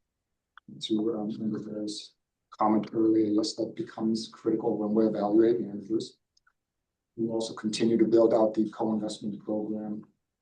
Comment earlier, that has to grow to a certain size within the buyout portfolio in order for us to see benefits of that fee averaging down. So we want to have that grown probably to 20 or 30% of the buyout portfolio, somewhere around there. And yes, private credit, as you all know, we added up the trust fund will remain a high priority for us go forward. And it has, so far it has paid off. I'll move to the last slide that I had prepared, probably setting here at page 27. Our investment process, it's just a snapshot. Just know that each one of those 5 stages, there is detailed analysis or detailed detailed background provided in the appendix. I'm happy to address any one of those if you want to know how we source a deal. But again, this is repetitive. Ethan and Rob went through this a couple of months ago, if I'm not mistaken, and we follow the exact same process. So unless there are any specific questions on how we do what we do, I would stop here and hand it back over to the executive director, chairman of the board. All right, thank you. Any other questions? Dan, you got anything? First one, green sheets and valuations, I will email out to everybody as well as January 27th, 29th location potentials. One thing I wanted to offer to the board, these are remarkables. They're sort of a business case. They're this on this that we can update in real time. So if something comes through, you can mark it up, you can restore your notes. If you'd like to take it for a test drive, let me know and we'll get you one. We just send you with this and then we can upload the board packets and any other information to it in real time. It's colored, so you can sort of see the nuances in the charts. The other ones we have are black and white, but it's a little more secure. You know, if we get somebody leaving this packet in the airport lobby or lounge, we're gonna have problems. This, if we leave it in the airport lounge or lobby, nobody can get access to it because it's keyed to you. So if you want to give it a test drive for December, let me know. Happy to get those out to folks. And then a thought, given that you've adopted the asset allocation, you could likely do a remote December meeting if that's something you want to explore. I leave it in the board's hands, but the only report you have is from Impera and TRS. So it's your all call. Are you not worried about their feelings if you're not here? Just kidding. I buy them enough lunches. I don't feel guilty about not buying them another one. Feelings? I always like not to come down in the winter, so. I'll vote for remote on the meeting. Me too. I'll vote for being here because I have to be here. Oh, okay. Well, if you're, I mean, maybe we'll do remote and if you want to come in, you'll be more than welcome. If you want to zoom in, we'll have the Zoom available as well. How is that This is as far as security as That's compared to when Savannah emails me stuff? Because this doesn't get mailed to me. Right, you get I'm happy email. to look at it on my computer. This would never see your email inbox. This is a direct from our smart room. But as far as security, so if it's This is more secure. This is more. Really good news. it's Do you right. have RSA things with them? No, this is, you just have You just have a password? you just have a passcode. And then, Remarkables are awesome. I mean, it's. And then you just log into it. so with for your me, personal it's, you have a username and password. I just do my, Stop. won't do it on the Oh, I know what it camera. But, and then it pulls up, here's the agenda. Can you make notes on it? Yeah, you can write on it. It's colored, so you can make colored notes, you can highlight. So if you're, I mean, how many of who wants to give them a test drive, see if they work? Yeah, I'm used to looking at it on the computer. Oh, anyway. good, give us your password. Okay, we'll order a bunch. Okay, just teach me how to use the damn thing. We'll do a separate class. All right, other than that, anything else you guys need from me? Private investments, they're gonna sweep off our cars, right? Sure. So- I think we have a leaf blower. How does it update? When you log on, it just is. And we have, so when the board packet's done, we just drag it over to your file and it shows up here automatically. On the cloud. Doesn't it, everything goes to the cloud? But you have. It's all cloud, yep. Access. It's all cloud-based. Yes. At some You'd point have you to have have internet You access. guys have Wi-Fi. Yeah. All right, meeting adjourned. Meeting. Thanks for coming.